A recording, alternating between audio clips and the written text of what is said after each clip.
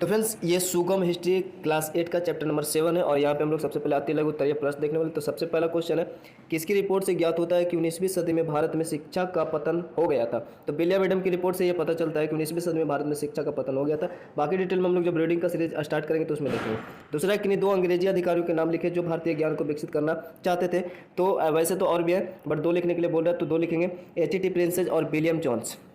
तीसरा है कि किन्हीं 2 अंग्रेजी अधिकारियों के नाम लिखे जो पाश्चात्य शिक्षा का विकास करना चाहता था। तो वो जेम्स मिल और मैकुले थे। उनके बाद 4 नंबर क्वेश्चन, उसके बाद 1813 के चार्टर एक्ट ने शिक्षा संबंधित क्या प्रस्ताव दिया था। तो इस अधिनियम में साहित्य के साथ वैज्ञानिक शिक्षा के लिए 1 लाख रुपये की धनराशि सालाना खर्च करने की व्यवस्था की गई थी इसमें। उसके बाद 5 नंबर है, एशियाटिक सोसाइटी ऑफ बंगाल का उद्देश्य क्या था। तो इसका उद्देश्य प्राचार्य अध्याय का बढ़ावा देना था। ठीक है। 6 नंबर क्वेश्चन है, प्रज्ञविद भारतीय शिक्षा के पक्षधर क्यों थे। तो क्योंकि उनका मानना था कि भारतीयों में वही ज्ञान तथा शिक्षा को प्रोत्साहित करना चाहिए जिससे वे जानते हैं, समझते हैं और जिससे वो परिचित हैं। तो प्रज्ञविद शिक्षा मतलब जो प्राचीन में जो शिक्षा पद्धति था अपना, वो उसके लिए वो सपोर्ट करते थे। उसके बाद है 7 नंबर क्वेश्चन, एंग्लिस्टों के अनुसार भारतीय शिक्षा में क्या त्रुटियां थी। तो इनके अनुसार भारतीय शिक्षा अव्यवहारिक और अवैज्ञानिक है, इसका अध्ययन केवल धार्मिक ज्ञान बढ़ाएगा। उसके बाद 8 नंबर क्वेश्चन है, 2 भारतीयों के नाम लिखे जो पाश्चात्य शिक्षा के पक्ष में थे, यानी जो आधुनिक वाला जो शिक्षा था जो अंग्रेज लाना चाहते थे। ठीक है।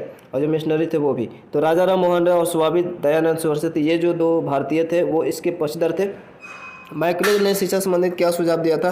तो उसने कहा था कि यूरोपीय पुस्तकालय का एक खाना ही समस्त भारतीय और अरबी साहित्य के बराबर है, ये मैकुले ने कहा था और इस पॉइंट को याद रखना। उसके बाद 10 नंबर क्वेश्चन है, पश्चिमी शिक्षा केवल उच्च वर्ग के को दी जाए ऐसा मैकुले क्यों मानता था। तो उसका विचार था कि अंग्रेजी माध्यम से शिक्षित भारतीय जनसमूह में वर्नक्यूलर यानी भारतीय भाषा के द्वारा पश्चिमी ज्ञान, साहित्य एवं विज्ञान को पहुंचाएंगे और इस प्रकार सभी भारतीय वैज्ञानिक शिक्षा से अवगत हो जाएंगे। ठीक है। उसका ऐसा था कि मतलब कुछ ही जो उच्च वर्ग है उसमें शिक्षा का प्रसार करेंगे, फिर उनके द्वारा ये पूरे भारतीयों में फैल जाएगा, ऐसा इनका था सोचना। उसके बाद 11 नंबर क्वेश्चन है, सर चार्ल्स वुड कौन था। तो sir Charles Wood board of control का अध्यक्ष था। सिंपल है। 12 नंबर, भर्तियों के प्रति वुड के क्या विचार थे। तो वुड के अनुसार सही शिक्षा के अभाव के कारण भारतीयों में काम के प्रति ईमानदारी और समर्पण की भावना नहीं होती है, ये वुड के विचार थे। हंटर योग कब और क्यों गठित किया गया था। तो हंटर योग 1882 में वुड नीति पत्र के कार्यों की समीक्षा के लिए गठित किया गया था। उसके बाद अगला है,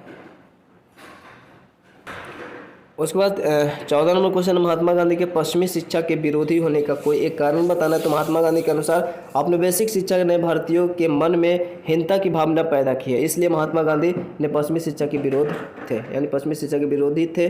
रविन्द्रनाथ टैगोर यूरोपीय शिक्षा को क्यों नहीं पसंद करते थे। तो रविन्द्रनाथ टैगोर के अनुसार पाश्चात्य शिक्षा के कारण व्यक्ति अपने को बंधन में बांधा हुआ महसूस करता है, बंद कमरे और अधिक अनुशासन में पढ़ना उन्हें स्वयं पसंद नहीं था, इसलिए उनको स्वयं ही पसंद नहीं था, इसलिए वो इसको नहीं पसंद करते थे, इस शिक्षा पद्धति को नहीं पसंद करते थे। सिंपल सा याद लघु उत्तरीय प्रश्न था। नेक्स्ट वीडियो में हम लोग लघु उत्तरीय प्रश्न देखेंगे। तो वीडियो को यहीं पे एंड करते हैं, मिलते हैं नेक्स्ट वीडियो। जय हिंद, जय भारत।